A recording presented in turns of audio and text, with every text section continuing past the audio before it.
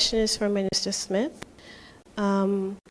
What are the primary things that you have started that you would like to see any new Minister of Education, Culture, Youth and Sport to continue on? Thank you for your question. There are a couple of things. Let me start by saying the financial aspect of education. I've been very concerned about that. I want to make sure that we're getting the education worth that we're paying for. So, been discussing with the Minister of General Affairs, my predecessor, also with persons from the NRPB and the World Bank to do a public review of finances, and particularly honing in on education to see where our money's going, how it's spent. In addition to that, we have authorized the SOAB to conduct an audit of all school boards, and they have begun, they've started. I just had a meeting with the SOAB where I was informed that they've had meetings with the school boards to introduce what they're doing. Often when we think of audit, everybody gets scared, but it's an assessment and evaluation of how the subsidies that is granted to school boards are being used, being spent, being utilized, so that we can even help school boards if in the end the result indicates now that the subsidy is not enough. That is something that we would have to review within the ministry. One other aspect that we have begun, and that is trying to rebrand the St. Martin Vocational Technical School, and we have reviewed the curriculum. They have started this year to look at it and to try to reach all the students that attend that school. So those are some of the things, and of course there are several others. We've worked with all the departments and all the divisions, and looking at, for example, the law on higher education. That is something that has started and is in the process to be finalized within a couple of months to be able to send it to Parliament. So there are some things that we're working on. I want to thank you very much for your question.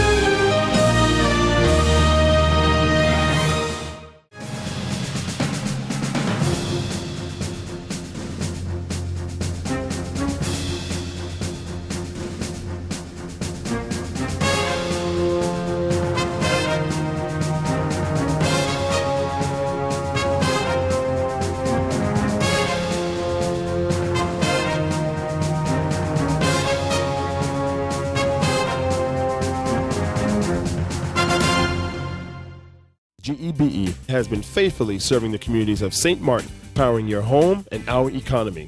Come rain or shine, our qualified team of professionals are working hard 24 hours a day to provide you and your family with safe, reliable electricity and water.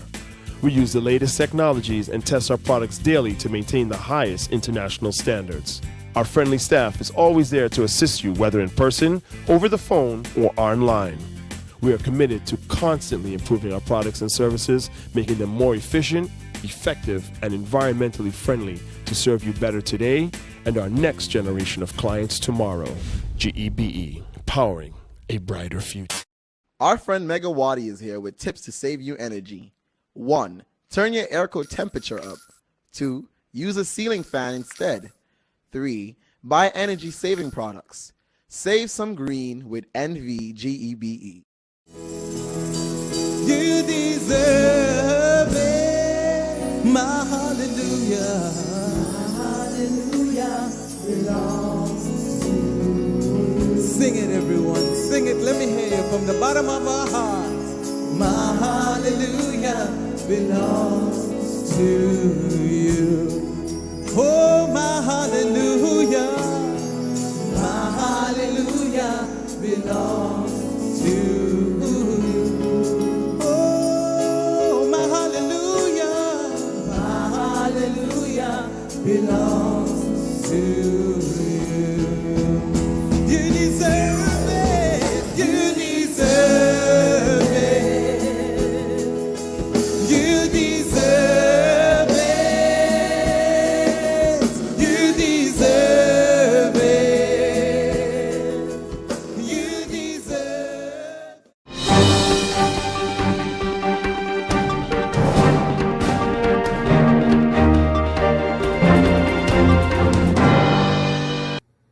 Mola Bay was at its highest peak before my time.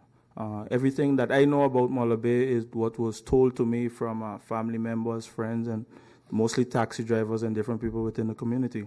I was also brought to understand that more than half of the population at the time ran through Mola Bay, both French and Dutch side, in terms of working and earning a living. One thing that I found very puzzling is that I don't know if the MP is aware of it or if it's factual, so I would like some clarity on it, is because according to me, right now, the vendors that are on the beach now, so I think there are 3, they are paying lease to the government of St. Martin.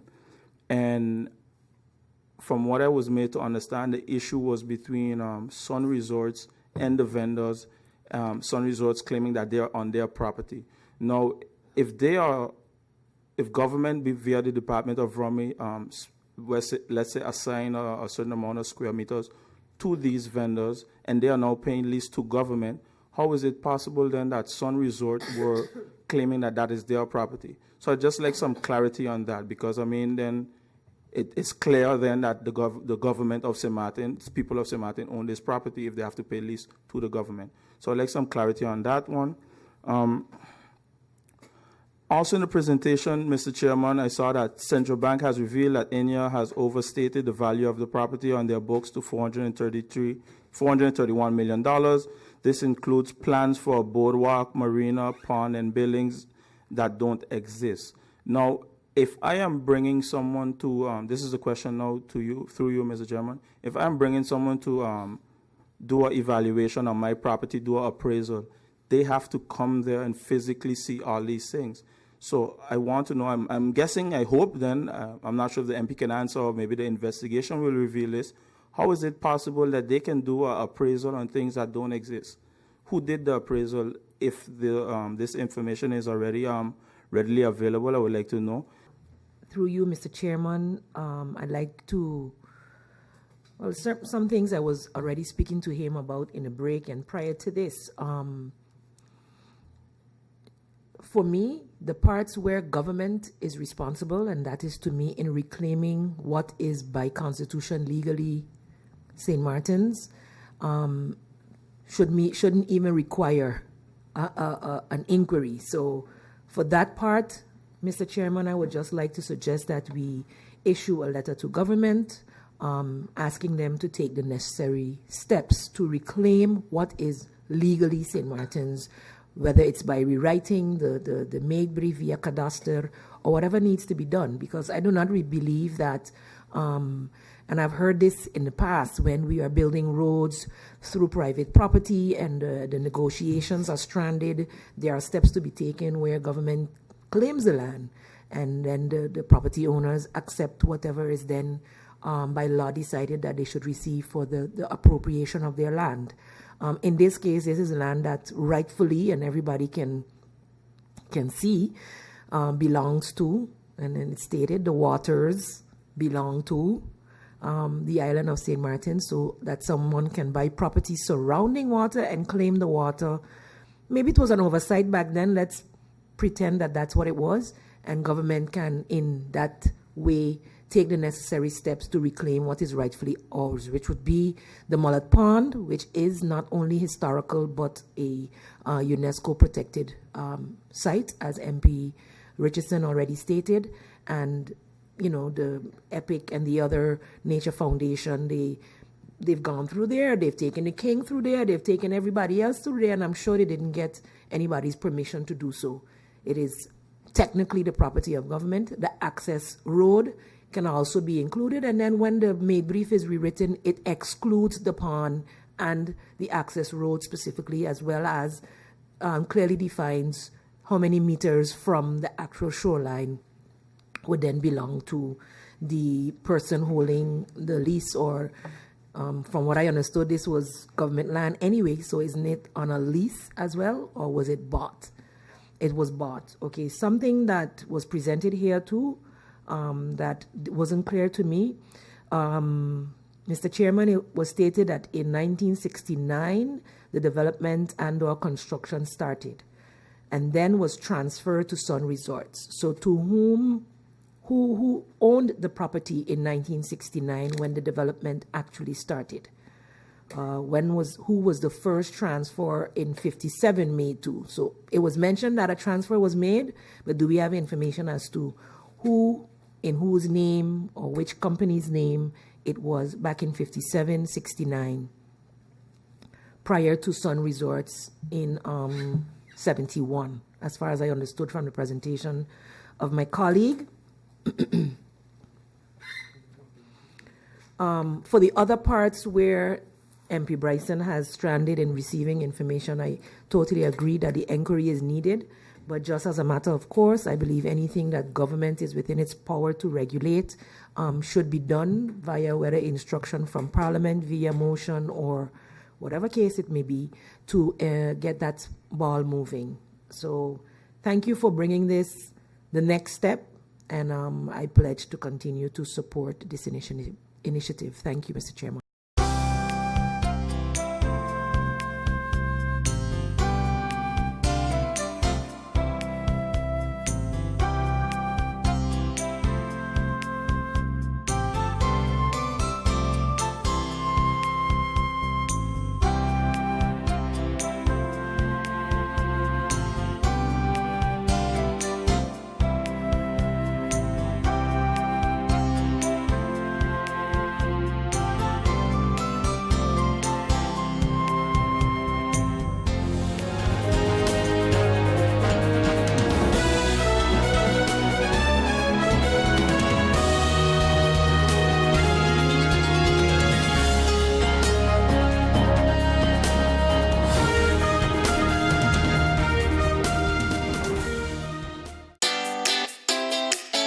Make use of WIB mobile banking with easy access and direct usage of face recognition,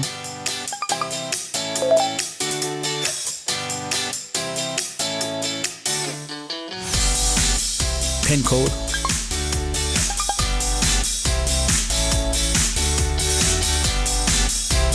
or fingerprint. Download WIB mobile banking app and make your transaction from anywhere at any time. For more information, visit wib-bank.net/quick-login. How are you doing this morning? Good. So, Rebecca, thank you for coming. I work as a psychologist at the Mental Health Foundation. I mainly see children and adolescents, but I also see adults. So whenever there's a crowd, that's when you're starting to feel nervous. Okay. Nauseous. Okay. It is kind of like your body. We are so used to taking care of our body. If we have a little ache in our foot, we know to rest it. We know, okay, I might have walked too much, so I need to rest. Now, of course, that can be just an ache in my foot, but I can also break my leg. Now, for breaking my leg, I would have to go to the doctor. So that kind of goes the same for mental health illnesses. So you can come in for something little as, I'm really stressed out lately. What would you need? A little bit of rest. But someone can also come in with way more difficulties. We're not here to judge right or wrong, good or bad. Is it helpful for you? Fine. Is it not helpful for you? Okay, then let's see what we can do about it. But not a wrong nor right, absolutely not. It's a magnifying glass without judgment. Well, there's still a lot of stigma on the island, unfortunately. It's not a topic that people easily talk about, and that's a shame. They're afraid that they get judged, and there is still quite a bit of judgment. I mean, often we hear, don't go to that crazy house. Once you go in, you never go back. And it's just not true, you know. We treat a lot of patients here, and a lot of them we get back on their feet. Our goal at the Mental Health Foundation is for us to help you improve your life, for you to live a better, happier, and fuller life.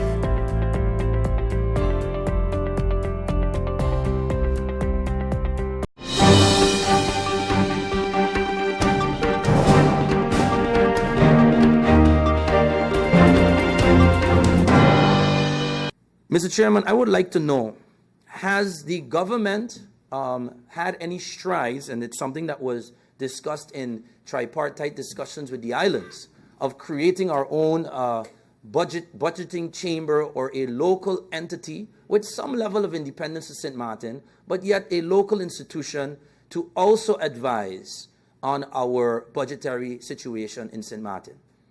Outside of the Council of Advice, what other entities advise us, particularly in our capital expenditures and management of debt? What do we have available to us in that regard? Because, Mr. Chairman, I know in St. Martin we have many viable, local, experienced people, both young and veteran within our society, that are able to advise our government properly. I know we have the General Audit Chamber. They don't necessarily directly advise in the process of budgeting. We have the Council of Advice, but do we have, or is there any plans for creating a specific budget chamber? I don't know how that translates into English, but I believe Aruba is looking into that. Is St. Martin also looking into that from the Finance Ministry perspective? Also, Mr. Chairman, I would like to know, what exactly is the agreement or the current agreement with CFT and the Kingdom in terms of repayment of debts?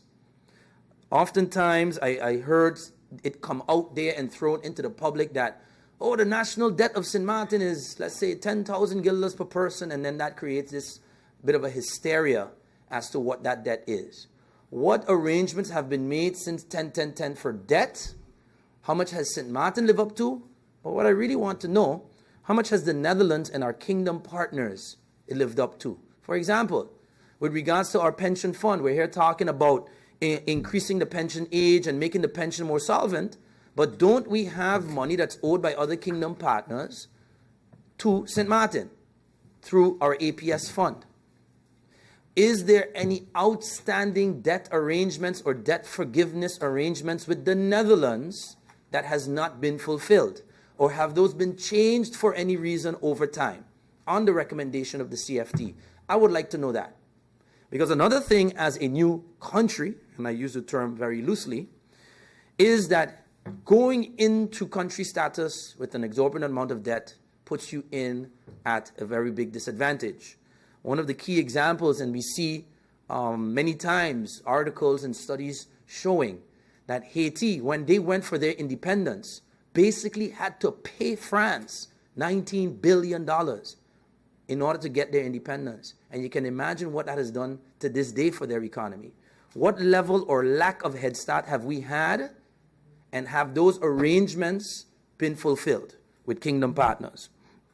Finally, Mr. Chairman, I would like to know, with regards to the pension fund, what are the current recommendations from CFT? Or is their recommendation simply to raise the pension age? Or have they also looked at the relatively poor reports of the General Audit Chamber showing that the coverage ratio, in other words, you have this money that you're collecting and you're supposed to invest it properly to get proper demands? Have they only looked at the age part of it, just raise the age? Or have they also looked into the way we are investing our pension funds?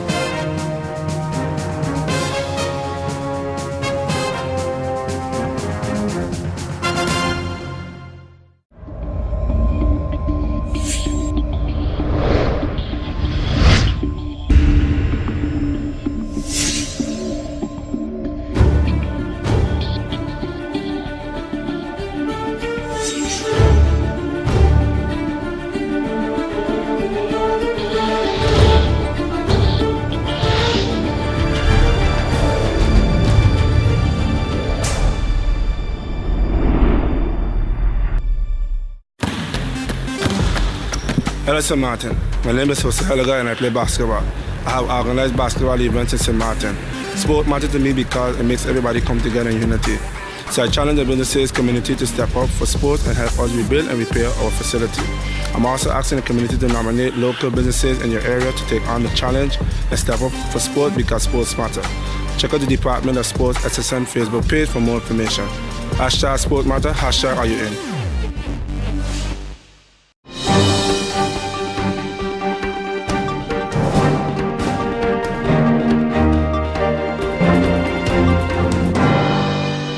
Our affordable social housing program. As addressed in our former press conferences, apart from our affordable health, food, and nutrition program, we embarked also on an affordable social housing program. The objectives of this program are to bring down the prices of house rent and to provide more resilient social housing to the 13,000 poor and needy households. Government and the World Bank have concluded that Hurricane Irma has damaged structurally 13,000 to 15,000 of the more than 19,000 housing units in St. Martin. Yet, not even 1,000 homes have been repaired with Dutch funding. With this speed of 1,000 homes in 2 years' time, the 13,000 to 15,000 homes will be rebuilt better in the coming 26 to 30 years.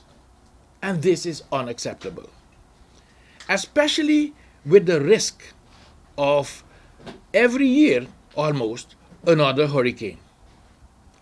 The campaign encourages the poor and the needy households to file their complaint about the rent they are paying now for a housing condition that still needs repair to be a resilient home. The campaign will demand to bring down the rent just as the Belvedere tenants of the Housing Foundation have managed in court. Also, a more permanent solution of 15,000 affordable social homes to be built by the Kingdom government in 1 year time will be demanded in court. This based on a huge violation of the human right to adequate housing for years now in this part of the kingdom.